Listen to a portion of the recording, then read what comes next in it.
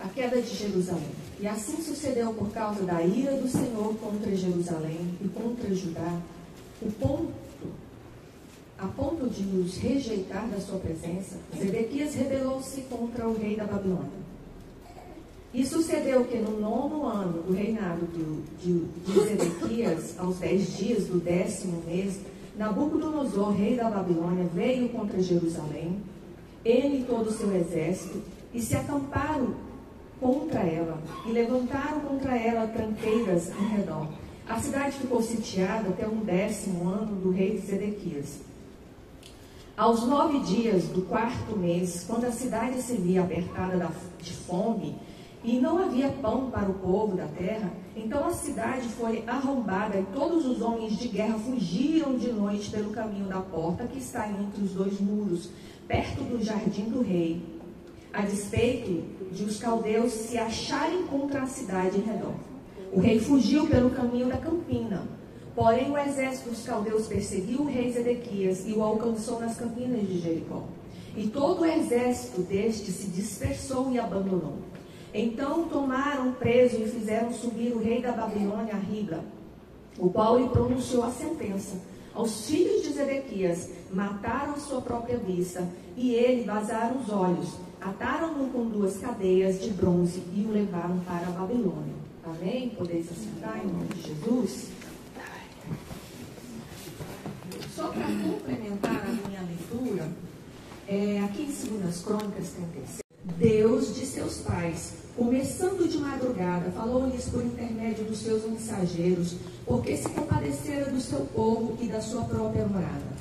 Eles, porém, zombavam dos mensageiros, desprezavam as palavras de Deus e mofavam dos seus profetas, até que subiu a ira do Senhor contra o seu povo, e não houve remédio algum.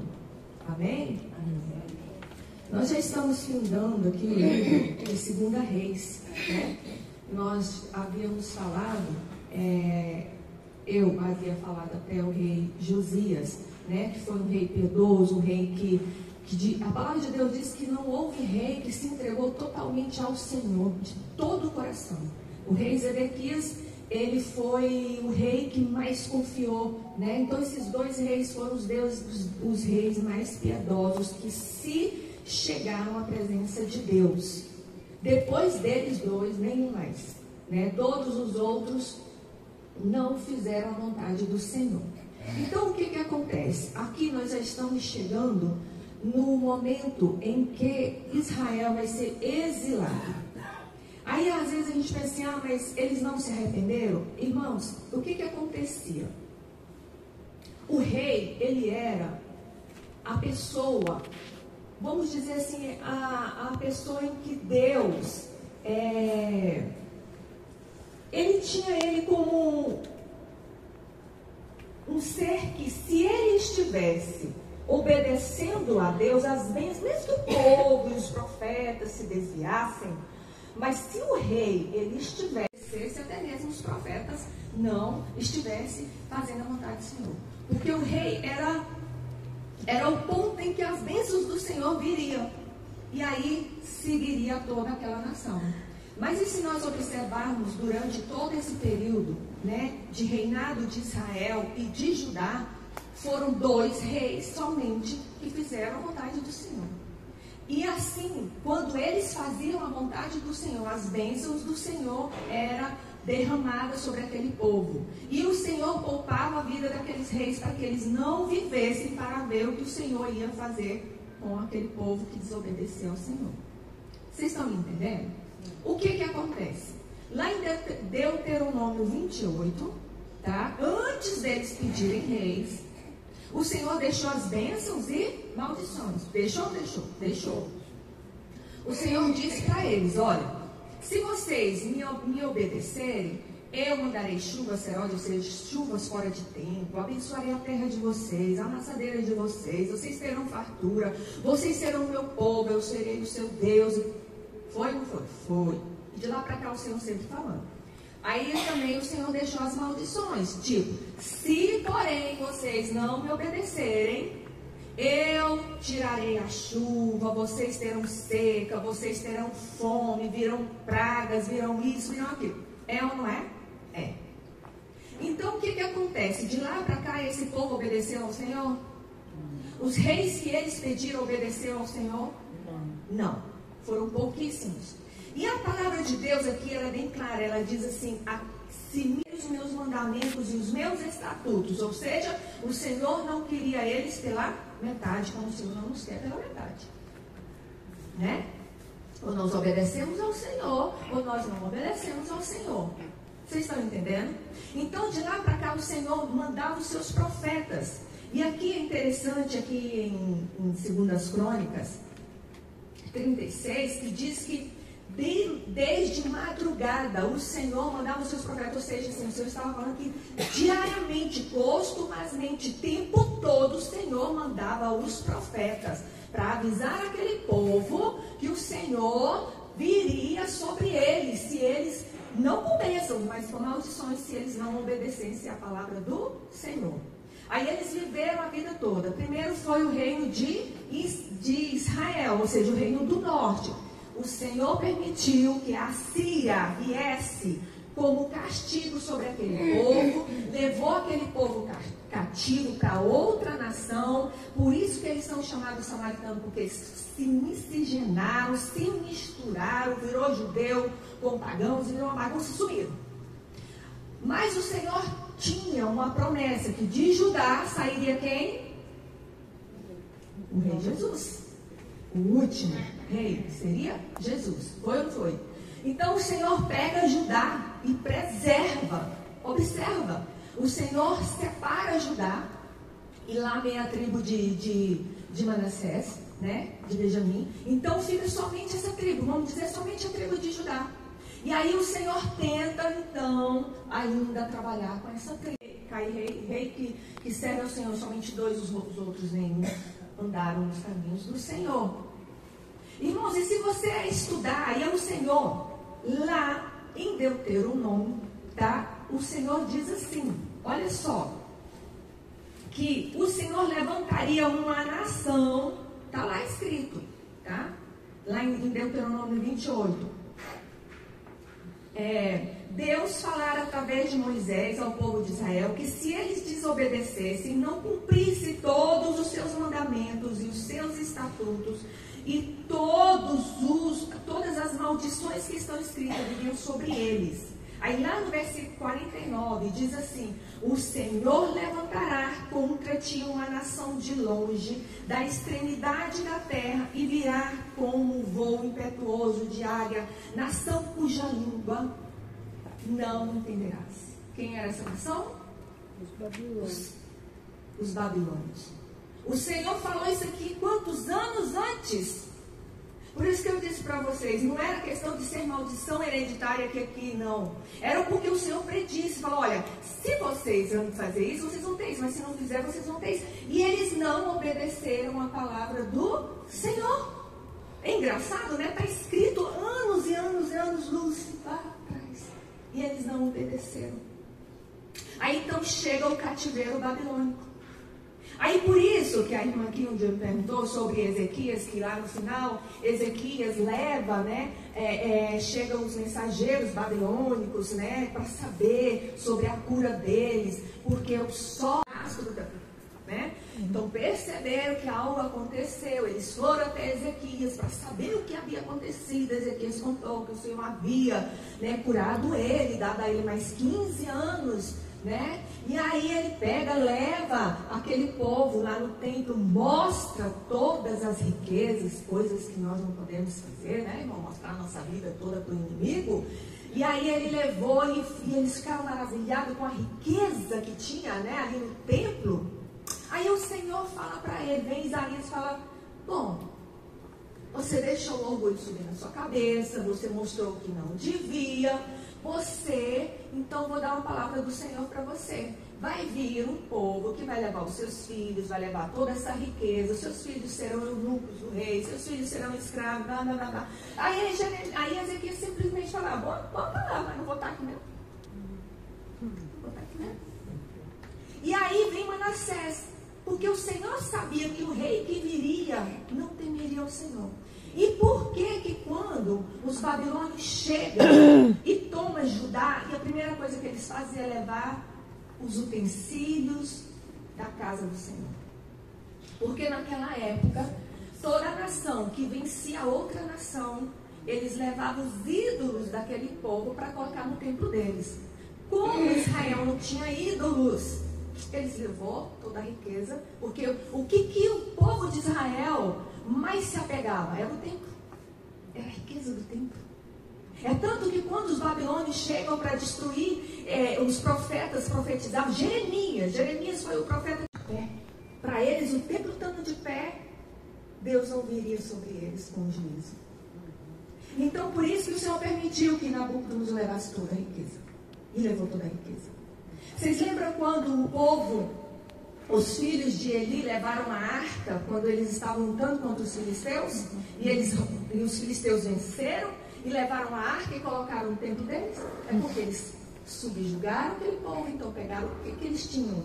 Vamos dizer assim, o ídolo deles era a arca, eles levaram a arca. Né? Colocaram lá no templo, que o que aconteceu. Então, irmãos, por isso que os babilônios levaram toda a riqueza de Israel. Você entendeu agora? Por quê? Então, aqueles homens, a Babilônia, ela foi o motivo de juízo de Deus para trazer o povo de Israel à presença deles. Foi o castigo que Deus usou. Você sabia que Deus usou Nabucodonosor? É tanto que Deus chama esses reizinhos de servo. São os meus servos, que eu vou usar o meu propósito. Está entendendo, irmãos? E é interessante porque o que foi o cativeiro babilônico? Primeiro foi, historicamente, foi porque a Babilônia se tornou um império e dominou todas aquelas nações. E o segundo, biblicamente, porque qual foi o motivo do cativeiro babilônico? A decadência do povo de Deus. Então Deus usa a Babilônia como seu agente de julgamento contra Israel por seus pecados, idolatria e rebelião contra Deus. Vocês estão entendendo? E aí o que acontece? Irmãos, está diferente de nós hoje? Não está. Acabei de falar. Não está. Porque o que acontece? Nós estamos vivendo um momento de profetas mentirosos que dizem que Deus vai te dar o que Ele não vai te dar. E você não é confrontado com o seu pecado e você está caminhando para o inferno porque simplesmente profetas mentirosos estão dizendo que Deus vai dar aquilo que Ele não vai dar, enquanto Deus está dizendo: conserta, se aproxime, venha à minha presença, porque o Senhor está voltando. Aleluia. Irmãos, é impressionante. É tanto que hoje as igrejas cheias são igrejas que só recebem bênçãos. E aonde há pecado, Deus está derramando bênção? Não, de jamais. Aonde, irmãos? Onde há avivamento, onde tem pecado, onde as pessoas estão vivendo como elas querem viver, Jamais. aqui era do mesmo jeito. Eles pensavam que Deus estava com eles, sendo que Deus não estava com eles. Jeremias foi o profeta que mais profetizou e eles queriam matá-lo. Jogou dentro do poço, amarrou, bateu. E eles acreditavam em quem? Nos falsos profetas. Simples assim, irmão. Nós estamos vivendo a mesma coisa. E é interessante porque a palavra do Senhor, é por isso que eu digo para vocês que o exílio babilônico foi uma forma de Deus preservar aquele povo, mesmo com todo sofrimento. Você sabia? Porque lá em Jeremias 24, 1 ao 7, diz assim: o Senhor dá muitos dons, os outros figos ruins. Os figos muitos bons retratam os exilados na Babilônia, que seriam levados de volta à terra, ou seja, eles ficariam no mar, o Senhor trabalharia na mente deles, tiraria toda a idolatria, porque hoje, se você encontrar um judeu, não existe mais judeu idólatra. Eles não creem que Jesus já veio, mas não tem mais idolatria. Você entendeu? Então o Senhor trabalhou na mente deles e tirou a idolatria. Aquele período foi um período de Deus arrancar a idolatria da mente e do coração deles. E os cestos de figos ruins seriam aqueles que ficariam em Jerusalém, que seriam mortos a espadas ou fugiriam, se dispersariam. Você entendeu? E depois de 70 anos, o Senhor traria de volta como trouxe os remanescentes para reconstruir Jerusalém. Então o Senhor, mesmo através da punição, Ele está te guardando. Ele está te preservando para que o inimigo... Por que diz aqui que Zedequias, ele se rebelou depois de todos os reis? Foi Zedequias. E o profeta Jeremias falou para ele assim, olha, obedece ao rei Nabucodonosor, obedece. Faz tudo o que ele mandar. Ele, o que ele fez? Ele rebelou. Ele rebelou contra o rei que Deus mandou. Você entendeu? Para subjugar eles. Aí ele foge. Lá ele é morto. Lá ele é furado os olhos, seus filhos, todo mundo é morto. Porque ele se rebelou. Irmãos, quando Deus manda algo para nos ensinar, não adianta você zangar. Não adianta não. É melhor reconhecer e falar, eu estou passando por isso. Os bons e os ruins.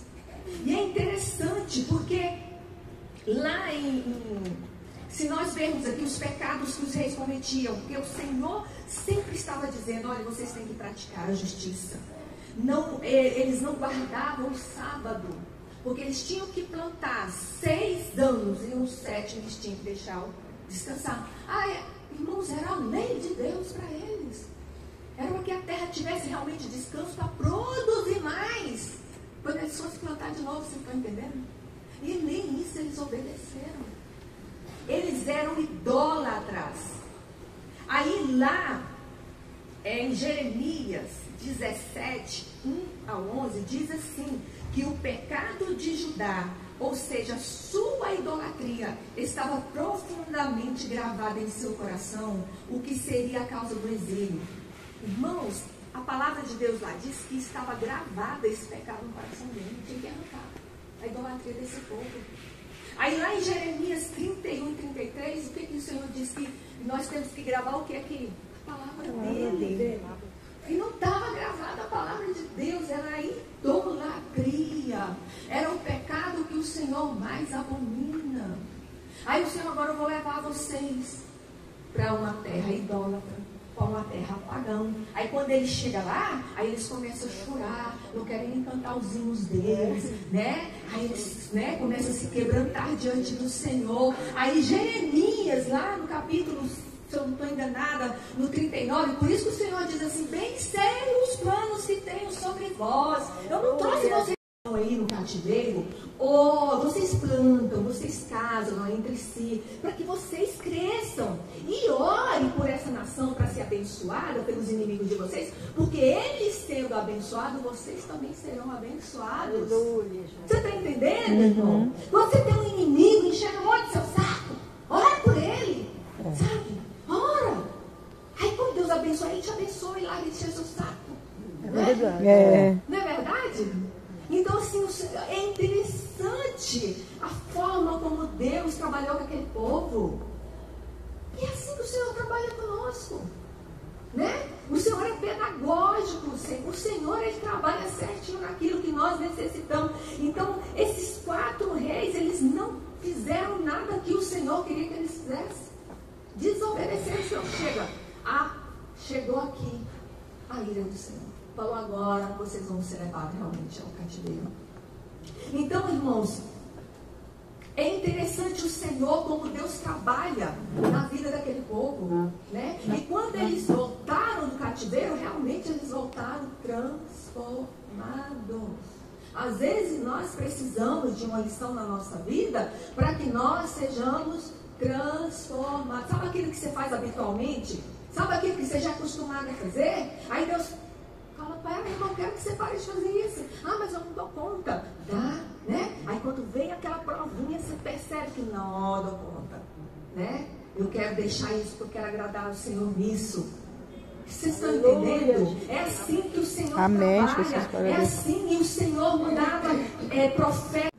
Não acreditava no que ia acontecer. Hoje é a mesma coisa. O Senhor vai voltar. O Senhor está voltando. Eu vou estar assim, né? Irmãos, olha, observa como nós estamos. Se vier um pregador aqui pregar sobre a volta de Jesus, muitos dormem no banco. Dorme na hora da pregação. Abre a boca, cochila. Antes a gente chorava. A gente se sentia Tinha confrontado. temor, né? A gente tinha temor, a gente já pensava, é amanhã que o senhor está voltando, eu tenho que me consertar. Hoje, você pode falar, Jesus está aqui na porta. Ui, já ouvi tanto isso. Desde quando aí o Senhor não volta? Volta para você? Volta para mim? O Senhor está voltando. E aí, se vieram aqui pregar que tem bênção para você. Nossa. Mas tem, gente. Deus Aí tem fica bênção. guardadinho. Quando nós andamos nos caminhos dele, obedecemos as bênçãos. A palavra de Deus diz que as bênçãos correrão atrás de nós. Ela vem sem a gente nem sequer pedir. Mas aí, irmãos, a igreja pula. A igreja acorda, a igreja grita. Irmão que nunca deu glória da glória. Sabe? Porque nós somos assim. O nosso coração é leviano. Sabe? O nosso coração é mentiroso. Nós só queremos as benesses do Senhor. Mas nós não queremos a cruz do Senhor. Não queremos, irmãos. E é a cruz que nos transforma. É verdade. É a cruz que nos traz aos pés de Cristo. É ela. Glória é a Deus. ela que tira todo o pecado. A palavra, se você lê o Evangelho de Jesus, não tem onde pôr a minha cabeça. O pardal tem, mas eu não tenho.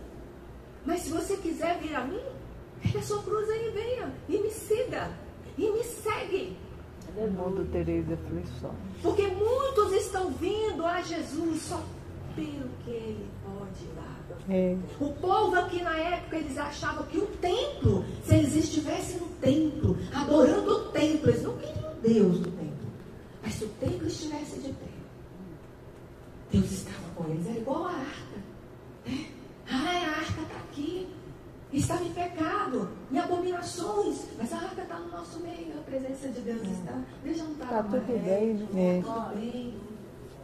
Irmãos, o que nos separa do Senhor é o pecado, e não adianta. E não adianta você correr. Mas o que nos aproxima do Senhor é a santidade. Aleluia. Essa nos cola com o Senhor Jesus. Essa nos faz andar junto com Ele de mãos dadas. Essa nos faz andar com o jugo de Jesus, que é leve e suave. Aleluia. E Ele está aqui do ladinho. Você sabe por que Jesus toma o meu jugo? É porque o jugo prende você a Ele. Já viu o que é o jugo do gado? Prende, dois boizinhos. Aí Jesus toma o meu jugo. Está aqui, ó, pé aqui, vamos nós dois juntos. Você está entendendo o que é? Cangaia, para quem não entende. Esse é o jugo de Jesus, mas ele diz, olha, mesmo eu colocando o meu jugo em você, vai ser leve, porque toda a carga eu carrego, sabe? Eu vou carregar a maior parte para você, não se preocupe.